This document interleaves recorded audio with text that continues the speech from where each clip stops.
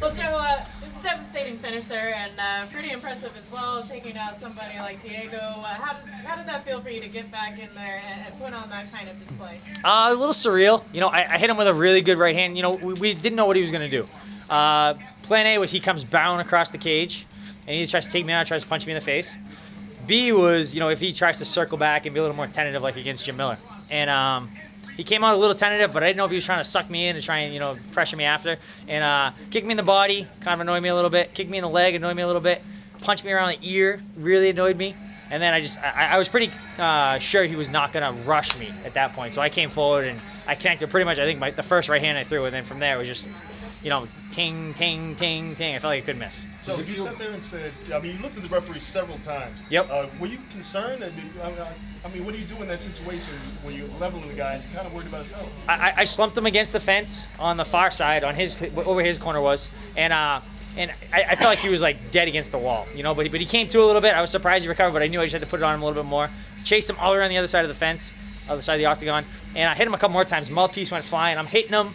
And the ref told him to defend. He's like, I am, you know. So he was at least aware enough a little bit, but I felt like I couldn't miss. Once his mouthpiece went, though, you didn't even hesitate. Did you notice that was gone at that point? Yeah, I saw it go flying. I saw it go, and that just gave me a little more energy, you know, because now I see the mouthpiece flying, you know, and I know he's not defending himself. I know the ref is already on him about defending himself. I knew I just had to give it a little bit extra and just get him out of there. So in this fight, Joe, did you feel like you were going to get the finish? Because Diego's obviously very durable, very, very tough guy to finish. We were ready to go 15 minutes. You know, I had great sparring partners.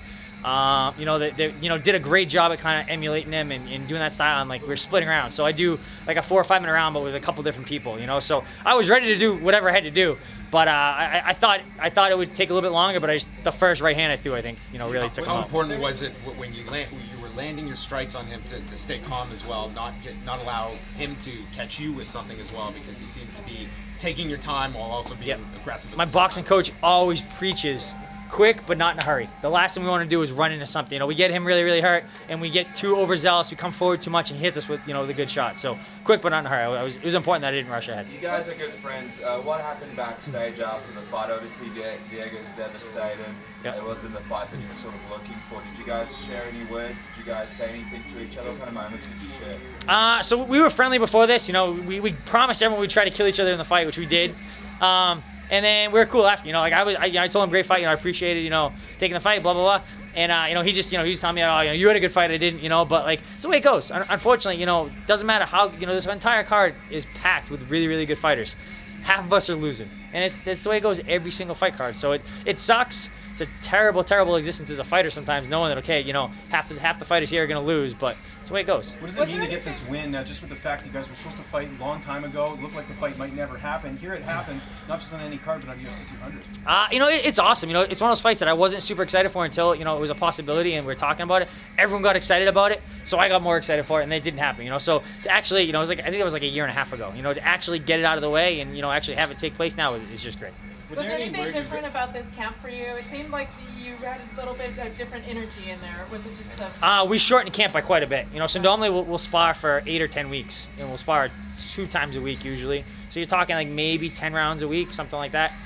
This camp, I think we shortened it down to like 5 or 6 weeks, and it was much better. Was Diego defending the guillotine? You gave up on it rather quickly. Was it just that the striking was working, that don't commit yourself? I realized I was being dumb. You know, I hurt him really, really bad with punches. You know, I hate it when I see guys do it. They hurt someone with a punch, and then they decide to change game plan. Like, oh, my punches are working really well, so I'm going to try and out-jiu-jitsu him now. You know, if the guillotine was there and it was completely sunk, I would have taken it, but it wasn't perfectly there, so I just went back to punching. Joe, were there any regrets that this actually wasn't the war that you've been telling people about? Absolutely not. You know, I want to be ready for the war, but this is the best thing. This is the best outcome. When I fought Gomi, it was a fast fight. I don't want long fights. I want to get in there. I want to win. I want to get out. You know, like it's good for the fans sometimes to have that long war, you know. But it's nice to not feel like I've been in a car accident too. Did you realize that you're the first person to ever finish Diego in the first round? He's only had one other TKO finish. That was BJ Penn. You're the only guy to do it. I wasn't thinking about. I knew BJ was the only one that had stopped. I think between rounds after the second, fifth round. Okay, yeah. I knew that it was a very short list. I didn't know I was the only one though. You've been in the UFC obviously a long time, a veteran, but you're only 32 years old. What's the future hold for you? Are you still aspiring to become champion in the division? I don't care about rankings. I don't care about being champ. I don't care about stuff like.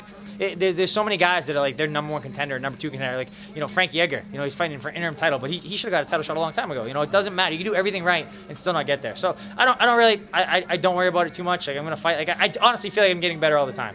I think injuries pop up a little bit more, which hinders camp a little bit as I get a little bit older. But overall, I feel like I'm better now than I've ever been. Before Evan Dunham, I felt like I had an even better camp then, but. You get an injury, it slows things down. It just doesn't go as smooth as you'd like sometimes. What type of fight in the lightweight division excites you at this point? Obviously, like you mentioned there, been in the game for a while. Obviously, you want sort of a big name opponents. I don't care who I fight. It's all about the fans. Whatever the fans want to see. If someone has a good, exciting style, those are the guys I want to fight. I don't care about rankings. I don't care. I know some guys like, oh, I'm unranked. I want to fight someone in the top 10. I do not care. I just want to fight good fights. I want to have fights people remember. BJ Penn looks like he will be back in the UFC. Is that a fight that you? Nope, not happening. Never. He's my coach in Ultimate Fighter. Really, really good friend. Like, never happened. Jim Miller just won tonight. What about him? We did it before, but I like Jim. It's not the same as with BJ, but like I like Jim. We had a great fight. I don't know if it would live up to our rematch. I don't know if it would be as good.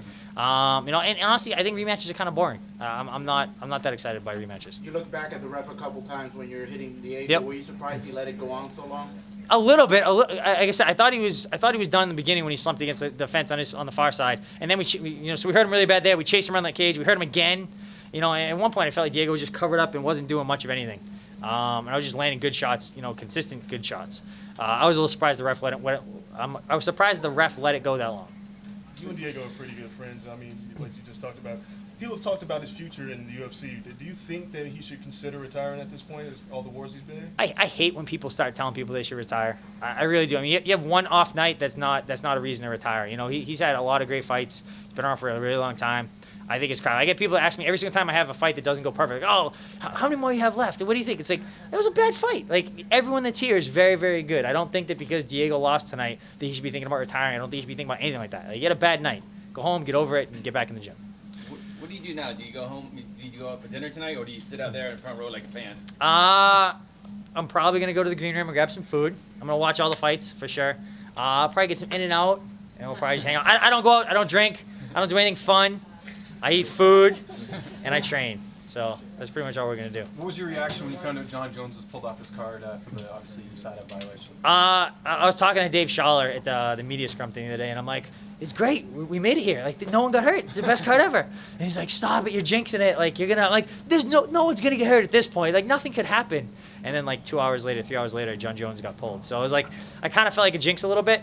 But that's the way it goes. You gotta know what you're putting in your body. Thank you. Thanks a lot, Joe. Thank you, guys. Appreciate it. You do know the secret menu at In-N-Out, right?